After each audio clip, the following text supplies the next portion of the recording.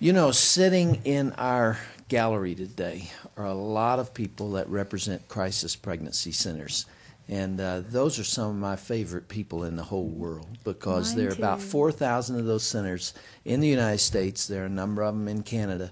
And every day they're saving babies. So there are about, 20, 30 members of CPCs that are sitting out in our gallery. Let me invite you all, or anybody else who wants to come to the microphone and talk to these courageous people, and especially these two young women here that, I haven't known you all very long, but I love you. You know that? We love you too.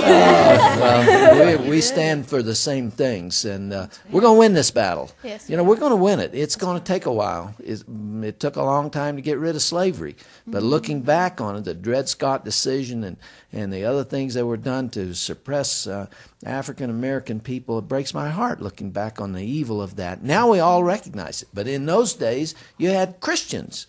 You had Christian ministers standing in pulpits saying how slavery was right. There's a blinding that occurs. People don't see the issues clearly, and we can't quit talking about it. But I haven't always understood this issue.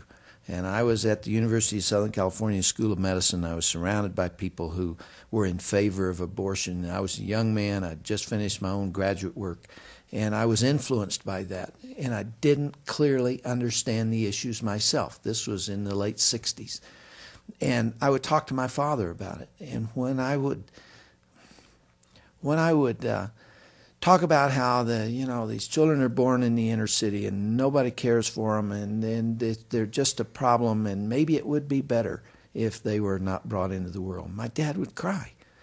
And he'd say, no, no, no, I could never put a politician in office who would do this to an unborn child. And I saw his passion, and I began to read the scriptures, and I began to investigate it. And I began to realize the issues that were there. Right about that time, there was a young woman I was counseling who wanted to have an abortion. And I drove her to the hospital and provided the transportation. That's been on my conscience ever since. I didn't tell her to do it.